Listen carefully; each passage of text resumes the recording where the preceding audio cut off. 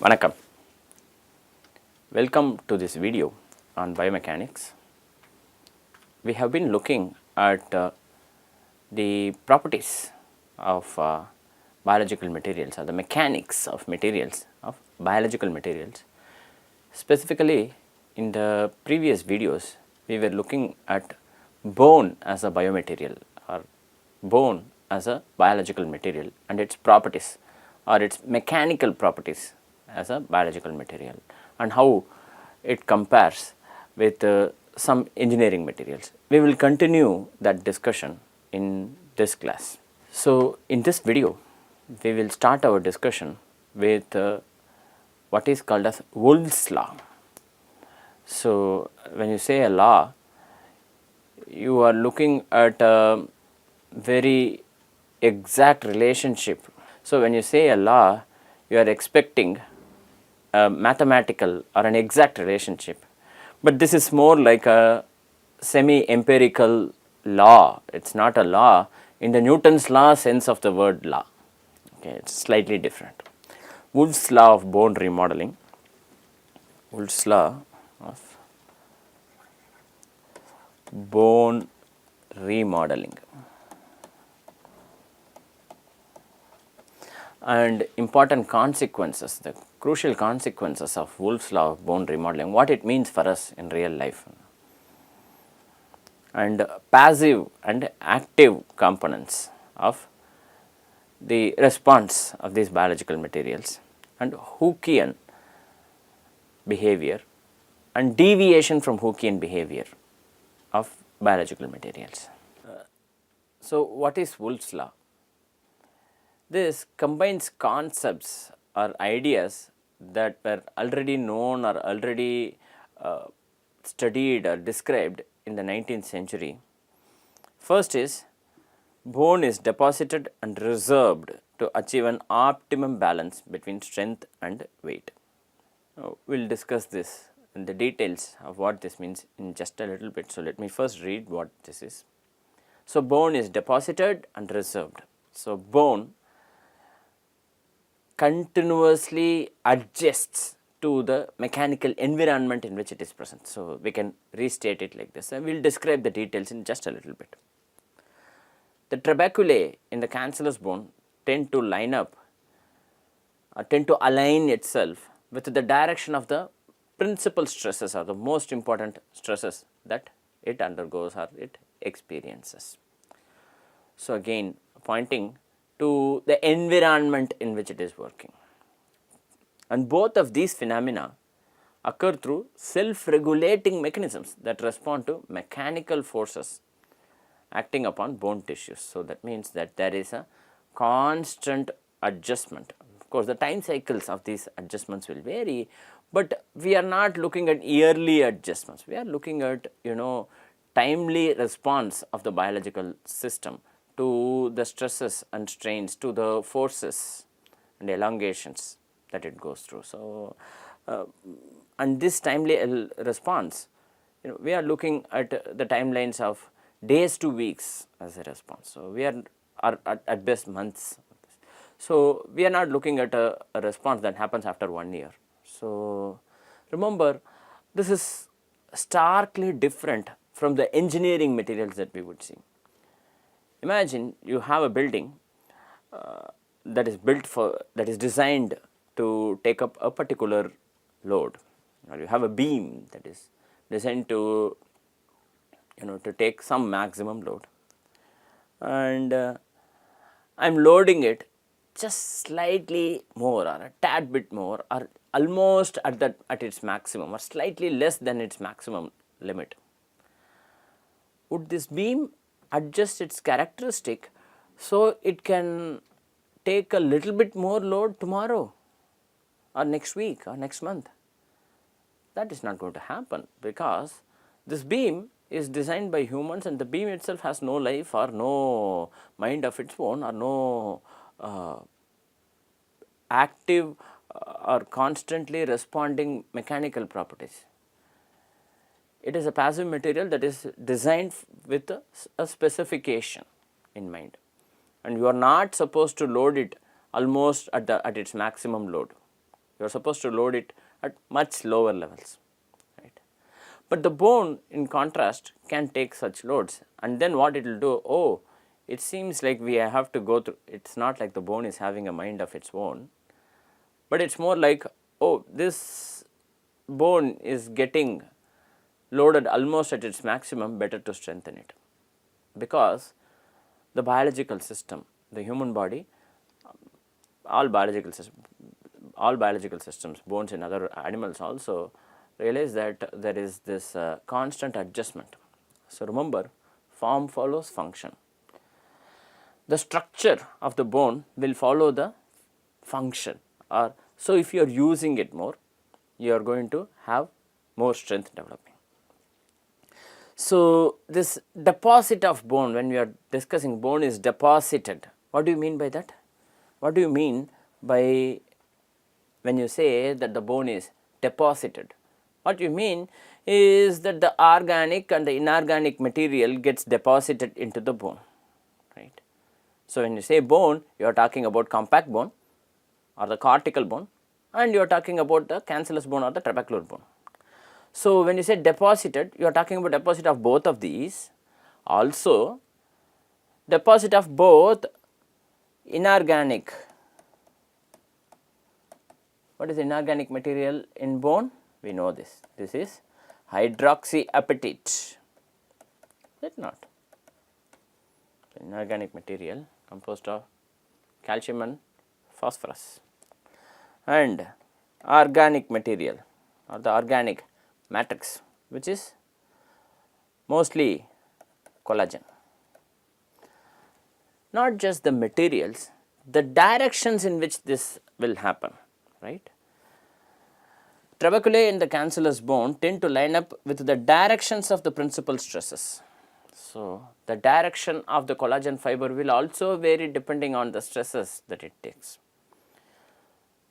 We would think that the bone is a passive material. It is a passive material for most purposes, unlike the muscle, right? So when we discussed the muscle, we said its resistance and its response, mechanical response, is a function of two things, right? We said this muscle response is active plus passive. So there is a rubber band type of response, like the tendon response, ligament response, rubber band response, which is the passive response. Then there is a response that happens due to the neural innervation that it happens. This is the active response. The bone does not have such an active response. But here we are saying that the bone adjusts. The bone does adjust, but it is not immediate like the muscle response. So in that sense, it is not, even in the muscle it takes a few milliseconds, but we are talking about, so it all comes down to this time scale that you are looking at. In time scales of a few seconds, few milliseconds, few hundreds of milliseconds to a few seconds, muscles immediately develop an active resistance, for example. These are of course called as reflexes, voluntary responses, and so on. So there is a resistance that the muscle develops. The person wants to resist a force that is being applied externally. That is an active response. So what do you mean by active?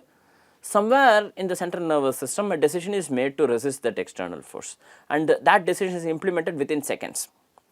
Now in the case of the bone also, if the load that it is taking is very close to the maximum load that it can take, the bone starts responding. But this response time scale is not in the order of milliseconds and seconds like in the case of bone. So from one point of view, you can even say that the bone is somewhat of an active material, but with a much larger time scale. So it takes weeks for the bone to deposit more of this inorganic hydroxyapatite and organic collagen and align the collagen in such a way that it will maximize the strength, so that at the next attempt of the same exercise or the same load lifting, this bone can take a higher load. From that point of view, you might even say that the bone is an active material. This is a controversial point.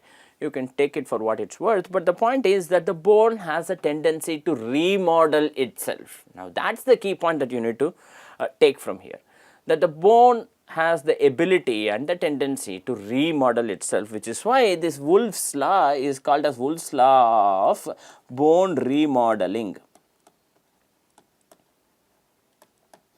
So, depending on the loads that the bones take, they may have a higher strength or a lower strength. Simply put, in the field of exercise science kinesiology, where I come from, this is simply called as the use it or lose it principle. If you do not use the bones, it is expensive to maintain bones at a very high level of strength, because you need to have this higher amount of hydroxyapatite, collagen, and all of them aligned and well optimized. So, if you keep on adding this hydroxyapatite and collagen, the weight keeps on increasing, right?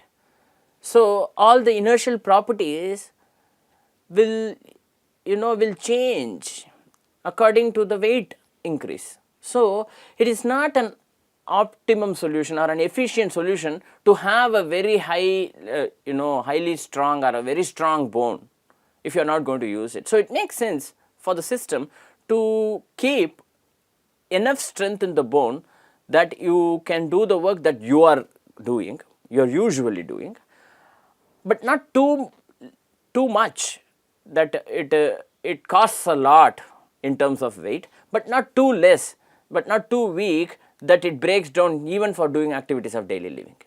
So, there is an optimization that is happening, and this optimization, again, it is important to absolutely crucial to look at the time scale in which this is happening. The time scales that you are looking at is weeks and months. It is not seconds and minutes, but it is also not years, which is why it is important to keep your bones at an optimum level of strength. So, what it means practically for us, for all humans, in particular for those who are getting older, as if you are older, it is as you get older, there are many problems that come. We have discussed this previously. Bones have a tendency to lose calcium, especially in women, leading to more pores, right? We discussed this, more pores, more holes. We discussed this when we discussed the structure of bones and the types of cells in the bones. That is the so called disease of pores in the bone. What is it called? If you are not able to remember, can you please check the previous video? It is called osteoporosis, is it not? So, it makes sense for you to, for all of us to take enough calcium and keep the bones at a relatively high level of strength. Maybe it is not efficient, but that will help you, keep the bone strong, and in case of accidental misuse or in case of some accidents, there is a higher probability that a person with a stronger bone will escape with smaller fractures or a smaller complications when compared with a person who is having osteoporosis, because a person having osteoporosis or a person having a very weak bone, if an accidents can happen to anybody, right? If an accident happens to a person who is having weak bones, then the bones will practically collapse, right? Will be broken into many pieces. It's very difficult to set them, especially when you are older, especially when you have a heavy body weight. You are having multiple problems here. So, which is why it's important, it's crucial to keep the bone strength at a high level, especially as you are getting older. That way, you are reducing the probability that you are going to suffer because of bone fractures in case there is an accident. You cannot say, well, I won't have an accident. There is no such guarantee. So, it makes sense for us to keep the bone health at a high level. Why? Because you can escape with lower, it's like an insurance that you have against accident. I mean, I am not talking about the personal accident policy that you have, I am talking about our own personal accident policy, which is exercise. So, weightlifting has a tendency to keep depositing more and more hydroxyapatite and more collagen or more and more bone material and in optimal fashions, so that people can lift heavier weights in future. So that way they can take greater loads without collapsing or without breaking. So which is why weightlifting or strength training not only strengthens the muscles, not only makes you healthier in general, but also improves bone health. Of course, optimum nutrition is another point. So you need a lot of calcium and vitamin D for this to happen. So there are many dimensions. So I am not talking about the nutrition part here. So if you are taking enough calcium and vitamin D, and if you are doing strength training, the possibility that your bones will be strong is higher. So this is due to this remodeling principle. Let us say your body weight is high and you are having a sedentary lifestyle. Then what happens is that your bones are not used to heavy stresses, right, because you are not really lifting weights, you are not doing strength training. Other than your own body weight, the weights that you lift is quite minimal. Because of this reason, and because you don't do a lot of walking, even the weight lifting of your own body weight you are doing just between your parking lot and your office and your parking lot and your home, then it's pretty minimal exercise or physical activity that you give yourself. And because it is more expensive to maintain tissues like bone tissues, the body will optimize in favor of lower bone weight and lower bone strength, as opposed to maintaining a relatively high weight, because maintaining a high bone weight is an expensive process. So, and you are wondering, really, is this how it works? Because these are not like concrete. So that's where the difference comes. So this is not concrete. This is not a steel tube. Bones are biological materials that are constantly undergoing biological change as a function of the forces and stresses that it takes. So something to keep in mind. So which is why you have this Wolff's law of bone remodeling.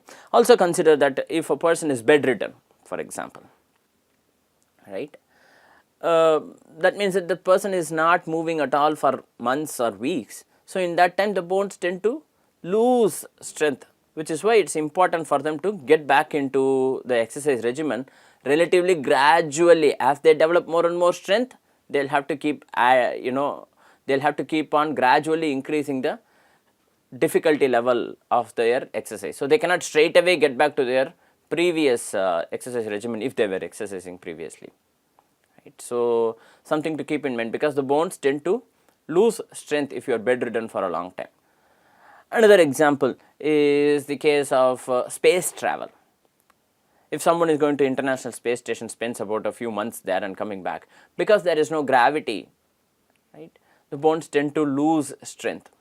They do perform exercises within the space station, but still it can never match the dynamics that a person undergoes on planet Earth, right. So there are, again, goes on to show the importance of how dynamic this tissue is, the bone tissue is, right. All this points to one simple thing. The takeaway message is that keep exercising, keep your bone health at a relatively high level, so that you may be in a position to avoid major accidents or major fractures if you ever get into an accident. That's the insurance that you have. So what exactly is Wolff's contribution to this law? So when you say law, what is this law? This is not a law in the Newton's law sense of the word law. It's not an exact relationship. It's more of a semi-empirical law that is composed of multiple concepts. So Wolff's contribution to this law is essentially the proposal or this idea that trabecular bone tended to be formed during growth and development in orientations that correspond to the stresses. So how they are forming, the orientations, right, are dependent on the mechanical stresses that it takes, and that hypothetical, some mathematical law may be in a position to explain this process. So you may be able to explain how much is the orientation or how aligned the trabecular bone is to a given loading condition. You may be able to explain this with the help of simple correlations, is the expectation. So that's the law part of the Wolff's law. Now remember, I already mentioned this, biological materials can be either passive or active. Technically bone is a passive material, but then again I just mentioned that bone is also an active material, just with a longer time scale. So it all comes down to this: how do you classify is a function of many things. So it may be considered active from a longer time scale. So but at short time scales of hours and minutes, bone is practically a passive material. Tendon is also a passive material, but remember, tendons can also become stronger. Tendon is also an active material in the longer time scale, in the larger time scale. The bigger time scale, tendon can also be strengthened, muscles can be strengthened, bones can be strengthened, tendons can be strengthened. Essentially your body is a dynamic body. It is not something that you got and this is what you got. It is something that changes according to the needs, right. At short time scales, less than a day, right, hours and minutes, bones and tendons are essentially passive components, and they respond to outside forces in ways that are either dependent on time or independent of time. But muscles have both active and passive responses. We mentioned this. So muscle force is active force plus passive force. Passive force is coming from material properties, like the rubber band like properties. In that sense, it is similar to a tendon, right. But active force is not coming from the material properties, it is coming from neural command that is causing an active contraction, what we saw in excitation, contraction, coupling and sliding filament theory. So a neural command is causing, due to a conformational change in the actin myosin system, due to a conformational change that the myosin head goes through to attach to the actin and then pull, causes an deformation, causes a force. This is active force development, right. This is not purely due to materials, this is due to something else. Energy is expended to achieve this, right? We know this. So this is why muscles are considered active, right. These are active elements. Muscles, they generate forces, right. These are indeed active elements, but they also have some passive components. So you are going to have a passive component of force and an active component of force. At any point in time, if there is a total muscle force, it is essentially the sum of these two. We must, so when we are modeling the force, we must include both the passive component and the active component. Now at a given force level, if you want to estimate how much of this is coming from the active force and passive force, you need some advanced simulation and advanced analysis techniques. It is possible, but it is not necessarily simple or easy. Okay. It is possible to do this, but that does not mean that it is easy to do it, but it is possible. So if I am looking just at passive response, right, the simplest passive response is the Hookean behavior or harmonic behavior, in which the properties of the material behave like the ideal spring or the ideal harmonic oscillator spring, right. In this case, deformations are linear with applied forces and stresses, and the response itself is not dependent on time, it is actually independent of time. But technically speaking, there is no such material that is perfectly harmonic, right. So whenever we assume, whenever we discuss these things, we discuss an ideal spring. That means that a practical spring is not ideal, so something to keep in mind. No material is actually perfectly harmonic, and most of these materials, they almost always have some deviations from ideal behavior, right, ideal harmonic behavior, in particular for large forces or large deformations, which is why the study of large deformations is a relatively advanced concept, and infinitesimal deformations or really small deformations is a relatively preliminary or elementary concept with which you start your analysis, right. So whenever there is a deviation of a material behavior from the Hookean behavior, so deformation depends non-linearly on the applied stress or applied force, but it might still be reversing. That means it might still be elastic, or it may still exhibit elastic behavior. Just because it is non-linear doesn't mean that it is not elastic. A spring can be a non-linear spring. Okay. It's not F is equal to Kx, there is some non-linear component, but it will still return back to its original state. You know. It has elastic property, just that it is a non-linear spring. Okay. This means the material returns to its initial state when the applied force is removed, and both the linear and non-linear components of the elastic regime can be modeled. Right. But if you keep on applying the force, or if you keep on increasing the stress, the material is no longer elastic, because after some point it reaches its point of maximum elastic yield, or the point at which it can exhibit the last elastic behavior, after which it undergoes a deformation where it will not come back to its original state. That is called as plastic deformation, or non-reversible. It is not reversible. Again, that means that it is not going to return back to its original configuration when the stress is removed. If you keep applying the force or stress further, then what happens? The material breaks down, or there is fracture. An example is the fracture of bones. So, in this video we saw Wolff's law of bone remodeling.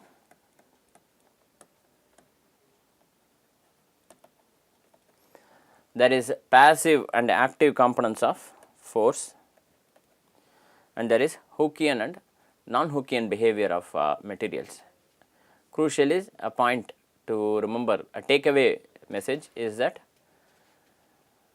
we need to exercise to keep our bones healthy, especially in older adults, especially in women, so that the bone health is retained at an optimum level, so that they do not break their bones for small falls, or for even in small accidents. Something to keep in mind. So, it is important to lift weights and train using weights, or do strength training exercises, not just running or walking. Strength training exercises or lifting weights helps to keep the bone healthy. Thank you very much for your attention.